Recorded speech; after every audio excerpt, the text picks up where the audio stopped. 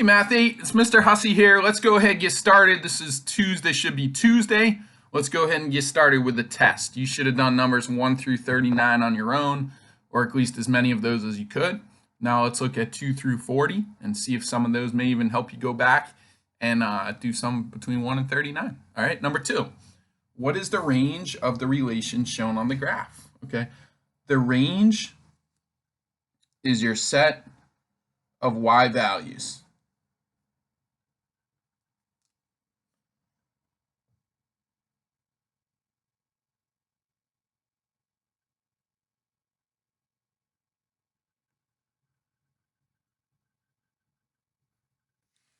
So this is point -7.5.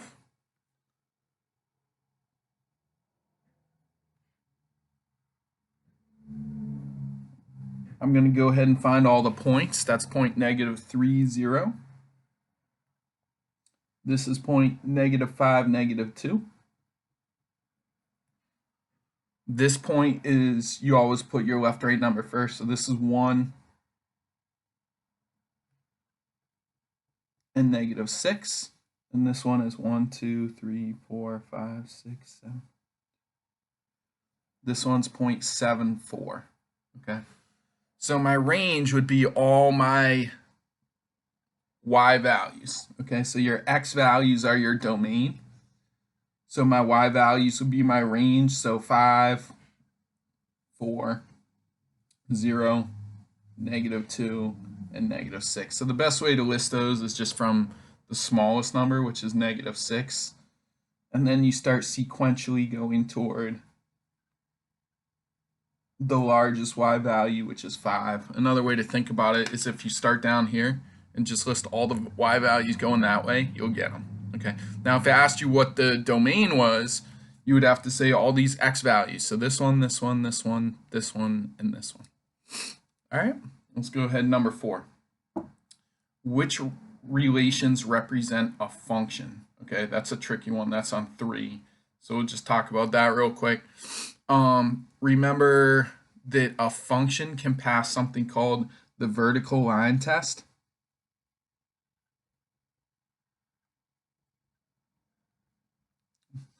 So if you can draw a vertical line and it only hits one spot, then that's a function.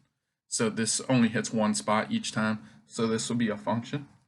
This one here, there's a problem here because that hits for this one over here. That hits 2 of them. Right? So that would not be a function.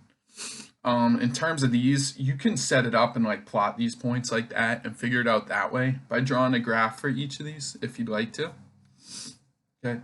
Or you can say, well, each x value has its own unique y value. So when number 1 happens, the only thing that matches up with 1 is 1. When number 2 happens, when number 3 happens, when number 4 happens. So it's not like, let me give you a counter example. If there was another box in here that said 4 and then 5, then when 4 happens, you could get this, but when 4 happens, you could also get that, and it would not be a function, because in that case, on your vertical line test, you would have 4, 4, and then you would have 4, 5. So if you plotted these 2 points, remember that one, I just put that one's really not there. So if that was there and you plotted both of them, it would not pass the vertical line test. So that's why if this one was here, you would check it. But in this case, that's not a function. Okay. This one here, I'm sorry, this is a function, my fault. That is a function because each one has its own unique y value. Each x value has its own unique y value. Okay. This one here, each x value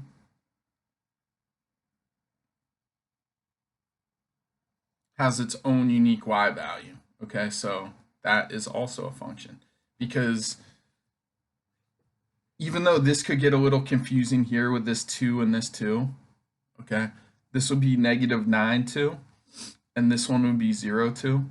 So that has no effect on the vertical line test. Okay, you only have an effect on the vertical line test when a situation like this occurs, when you have the number 4, and it matches up with a 4, and then the number 4, and it matches up with a 5.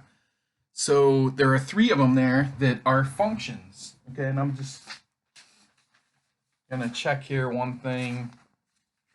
We won't do that. All right. So number 3 we did together. So I'm gonna have you guys do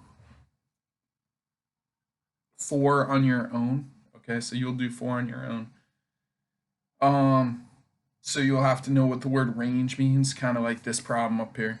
Okay, so this range means your set of y values. So for number 4, you'll need to know that that means your set of y values. Okay, for number 5, you'll do, I'll come back to number 6 because I'm doing the evens.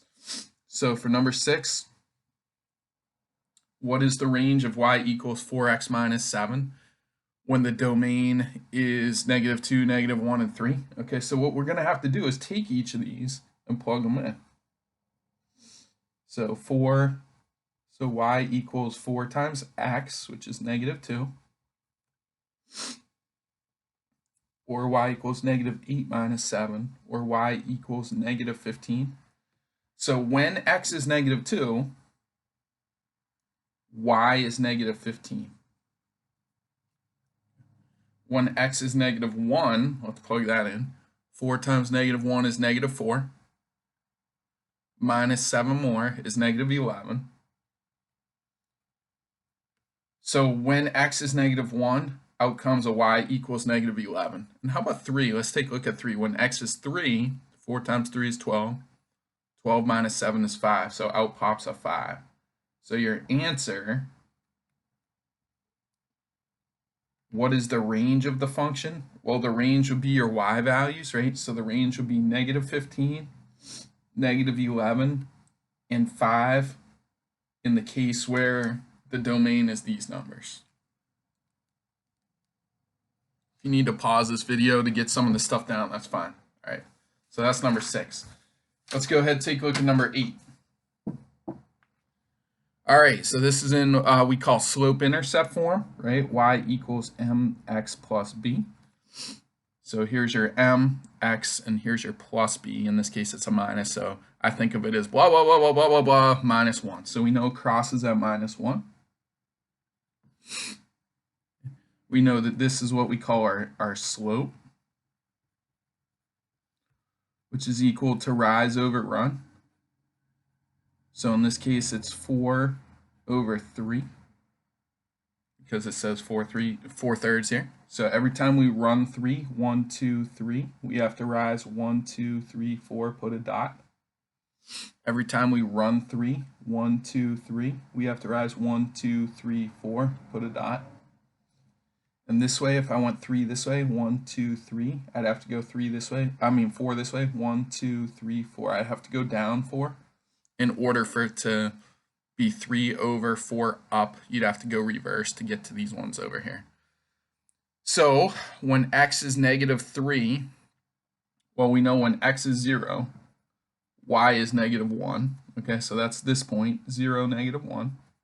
We know that when x is 1, 2, 3, y is also 3 up. Right? So when x is 3, y is 3.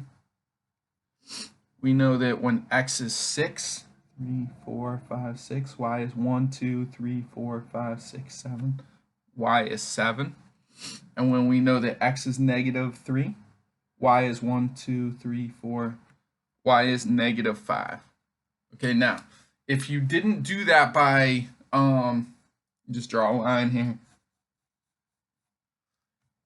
If you didn't do this by looking at the graph, you could have also taken these numbers, like for instance, you could have taken 6 and plugged it in here. So 4 times 6 is 24, divided by 3 is 8, and then that 8 minus the 1 is 7. So you see that 7 right there. So you could have also taken these numbers and chucked them in there, but I figured for our situation it might be simpler this time to do it on the graph. Okay, number 10. What's the slope of the line graph below? Okay, so a slope is undefined if it's vertical, if it goes up and down, and a slope is 0 if it's horizontal. which goes left to right. So in this case, because this is a vertical line right here, it's going to be undefined. Number 12, find the slope in the line that passes through the points listed there. Okay, so this would be point x1, y1. And this would be point x2, comma, y2. That's a comma there. So we got to use that formula. Another way to know the slope is to take the formula y2 minus y1 over x2 minus x1. So in this case, y2 would be -2 minus y1 would be a -2. So be careful when you write down that's a minus. The minus is part of the equation, so that has to drop. And then the y1 is -2, so make sure it says minus -2. X2 in the formula is -7. Subtract x1, which is -6.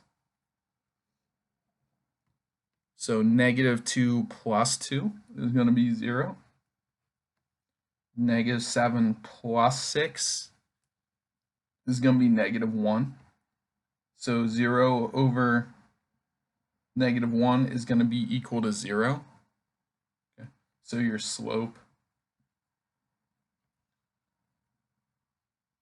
is 0.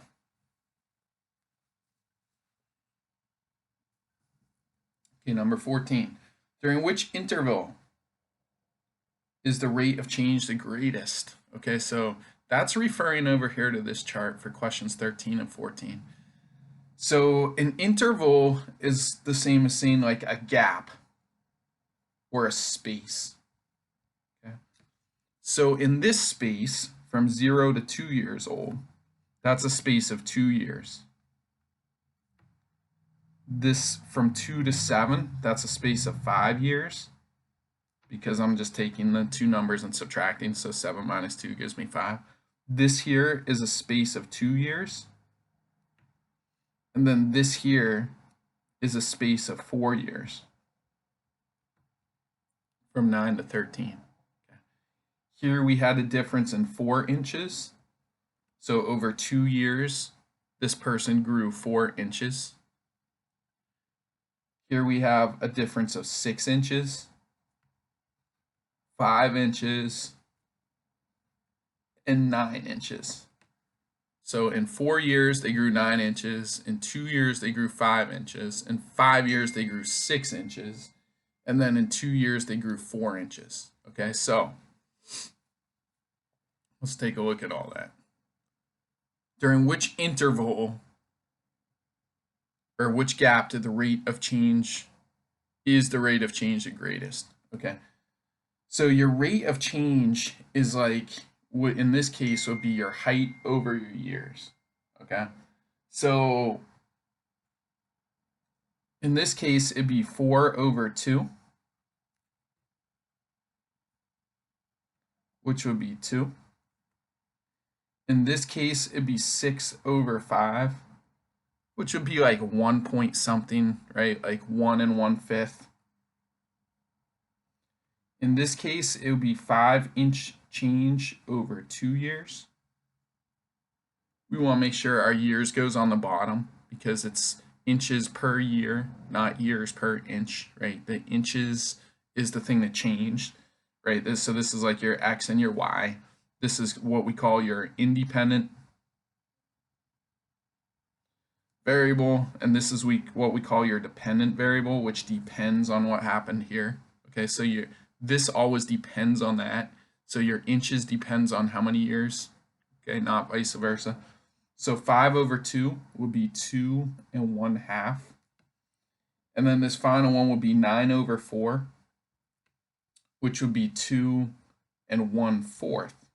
Okay, so the highest rate of change, or the most the span of time where they grew the most or grew at the most rapid rate would be this one, because they grew 2.5 inches per year. This one's also high, but that's not as high as 2 1/2. Okay, so your answer, well, where did they grow 2.5 inches per year? They grew between this one and this one, they grew 2.5 inches per year between this box and this box, which would be age 7 to 9, which would be C. I'll make sure for your test to get your credit, you do have to show your work for that.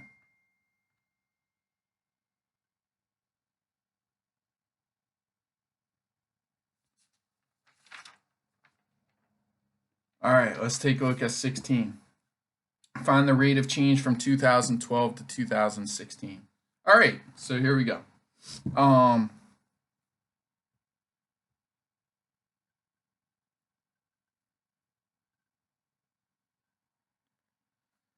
So from 2012 to 2016, this one is years. That's like your X or your independent variable. This one is like your Y or your dependent variable. That's your number of students. So if we look at the change in X, or if you want to think of it like this formula, you can.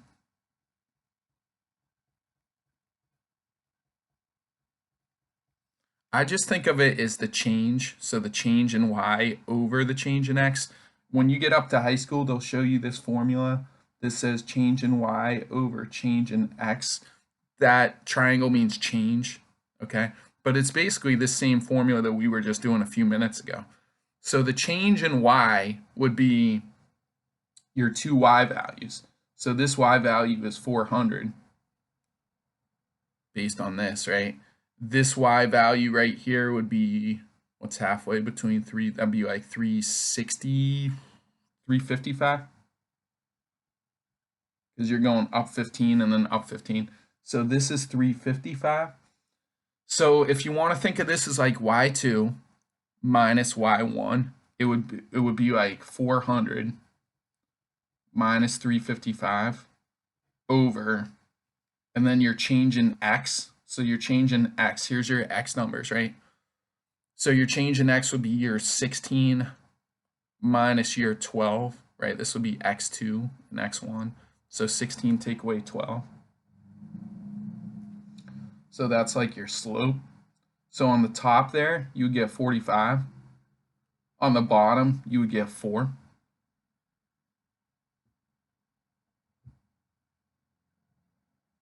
So I know that 4 goes into 45 like 11 times. So that would be 11. There's 1 left over. 11 and 1/4 would be your slope. Okay. Another word for slope is your rate of change. So in this case, for number 16, it says find the rate of change between these years, between 12 and 16, 2012 and 2016. So your rate of change would be 11 and 1/4 students per year, okay? And since it, from the beginning to the end, the students grew, that would be a positive 11 and 1/4. If the students dropped over that time frame, then it would be a negative. It would be like C, negative 11.25. But since they grew, it'd be D, 11.25. All right, 18. Which equations represent linear functions? Check all that apply. Okay, linear functions make a line, and that they can also be put into the form y equals mx plus b.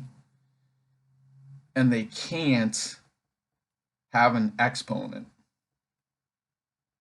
Because if they have an exponent, then generally they make a line like this or like that. They don't make a straight line. Okay, linear, we're looking for things that make a line. Okay, so this one has an exponent, so that can't be linear.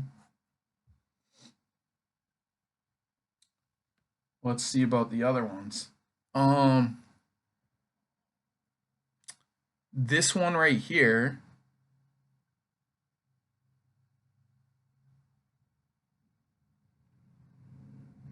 you know what, I'm going to take a deeper look at that. So let's go ahead and let's skip 18, because we had an issue when I was teaching this too. So let's skip 18 for now. These ones are a little trickier, and I want to make sure I'm teaching them to you the correct way. So let's skip 18. Let's go down to number 20. Which equation has a slope of 3? Okay. Well, when we have something like y equals mx plus b, we know that m is our slope. So the only one where it's like before the x would be this one here. So that one has a slope of 3. Here the 3 is not even with the x. Here the 3 is just by itself. Y is always 3. Here it's like 1x. The slope is 1. So your answer for this one is C. Okay, 22. Says give the slope-intercept form for all standard equations and also graph. Okay, so this one's already in the slope-intercept form. So we know that it has to cross at -6, which is right there. And we know that in this case, our slope is 4, which would be the same as like 4 over 1. And remember, that means your rise over your run. So every time we run 1, we have to rise 4. Every time we run 1, we rise 4. Every time we run 1, we rise 4. Okay, so your line's going to look like that.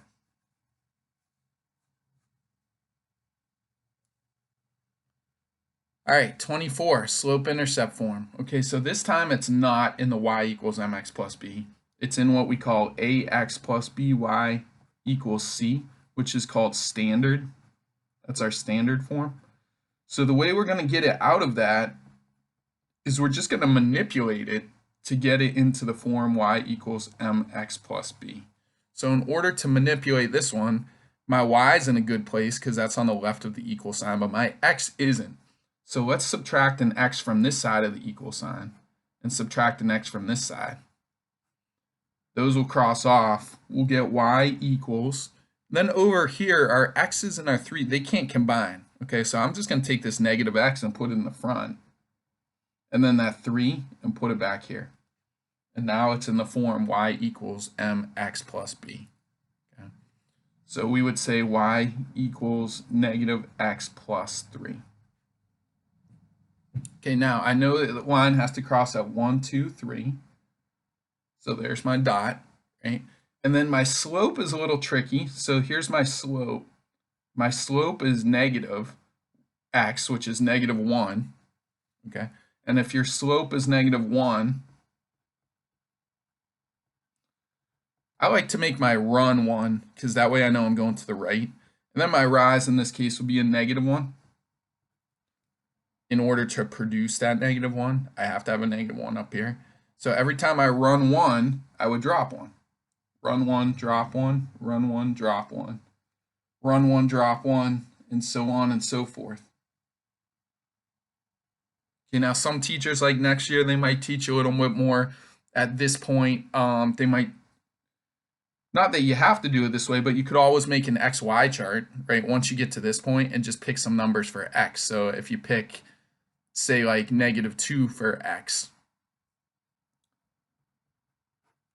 and you put that in there, it would be like -2, which would be a +2, plus 3 is 5. So when you go over -2, you'd have to go up 5. So you can see that it matches with mine. -2, and then 1, 2, 3, 4, 5. So there's a, and then like when you put in a 0, right? It would be like -0 or 0 plus 3. So it would be 0, 1, 2, 3. So you'll see that these things will line up no matter which way you do it there. All right, as long as you do it correctly. Number 26, okay? This is in the form ax plus by equals c. So we want to change this one.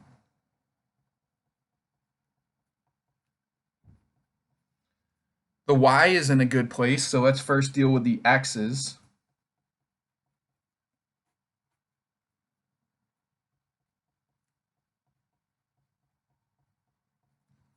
Okay, so I'm going to subtract 5x's from both sides. This side crosses off, my 2y drops, and over here I'm just going to rearrange it. So I'm going to put the -5x in the front, the -14 in the back. Okay, now I got to divide by 2, right? So I divide this side by 2, this side by 2.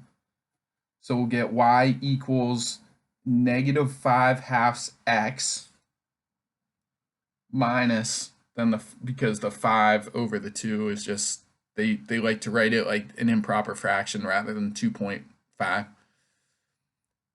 The negative 14 divided by the 2 gives me negative 7. So our slope-intercept form will be y equals negative 5/2 x minus 7. So I know something's going to cross at the 1, 2, 3, 4, 5, 6. I know something's going to cross down here. And then to find the rest, this would be my rise over my run, right? So every time I run 2, I have to drop 1, 2, 3, 4, 5. So there's going to be a dot somewhere down here. So it's better if I run 2 this way and then rise 1, 2, 3, 4, 5. 1, 2 this way, 1, 2, 3, 4, 5. All right. And there's your line. And it makes sense because anytime we have a negative slope, we know that as you walk from left to right, you'll be going downhill. All right. Let's look at 28. Which equation best represents the line on the graph?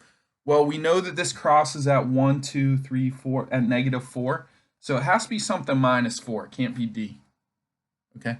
Now for the rise over the run, let's pick this point. And then one more point we know it crosses. It definitely crosses here. So we know it crosses here. So my rise over my run, if I pick a point here, if I run twice, so anytime I run 2 times, so from here, if I run 1, 2, then I drop 1, 2, 3 to hit that line. So my rise will be negative 3. So I have to be negative 3 over 2, not negative 2 over 3, but negative 3 over 2. All right, number 30. The cost to rent a boat can be modeled by the equation C equals 18H plus 35. Where C is the total cost and H is the number of hours in which the boat is rented. What is the rate of change? Okay, so your rate of change is also known as your slope.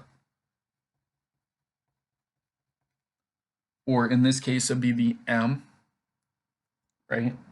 So if I have C equals 18H plus 35, that's in the form Y equals MX plus B.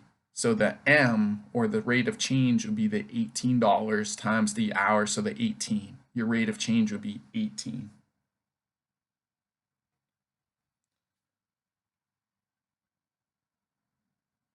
So the number of hours would go here, and it's like saying $18 per hour. So it'd be 18 would be your rate of change, that number. All right, number 32. A smartphone originally worth $790 loses value at a rate of $175 per year. Write an equation to represent the value of the phone, then find the value of the phone after 4 years. Identify your variables. Okay, so if it starts at $790,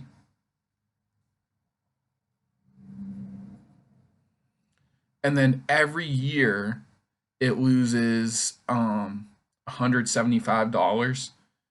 So it would be like this, minus 175. Let's put this in money so it's not confusing. This would be the value of the phone at the start. And then this would be the value it loses per year.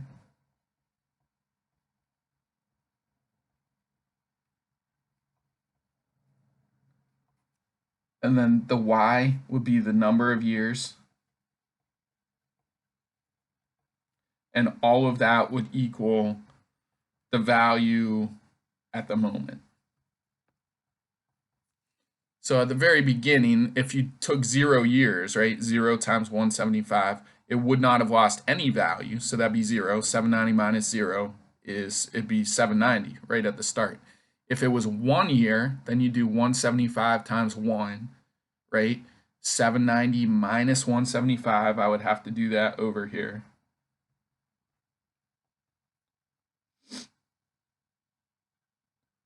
So after 1 year, the phone would be worth $615. Okay, now, so if you do that and circle that, that's fine. I think what they're looking for is something like, let's say the value equals 790 minus 175.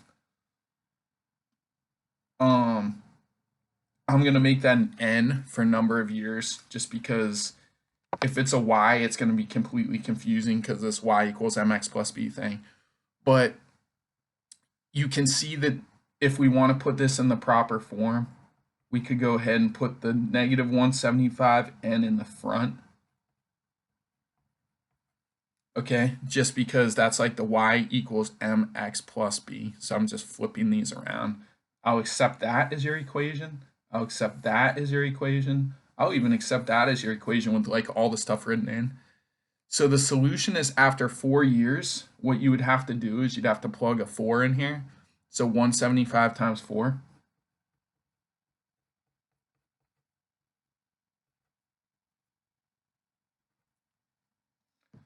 So it looks like after 4 years, it's going to lose $700 in value. So you'd have to take your original number, subtract your 700, and the value at the moment, after 4 years, the value of that phone would be $90. Okay, so number 33 is probably going to be patterned very similar to that, just with different things. All right, 34. We're going to skip 34. Okay, you're also going to skip 35 on your test, so you don't have to do that one. And you don't have to do the rest, 36, 37, 38, 39, and 40. Okay, so I will go back and adjust Monday's assignment so you know that. The test will only be up to number 33. Okay, so you go up to number 33, and you got half the ones done for you already. So hope that helps. God bless you guys. You'll do on Tuesday, let's get this straight. On Monday, you'll be doing 1 through 33 odd. So I'll change that because right now it says 1 through 39. You'll be doing 1 through 33 odd. And then on Tuesday, you'll do this assignment with me, do all these problems on the evens, and then you can always go back and change your odds because now you might know some things you didn't know Monday. Okay? So God bless you guys. Hope you have a great day. Take care.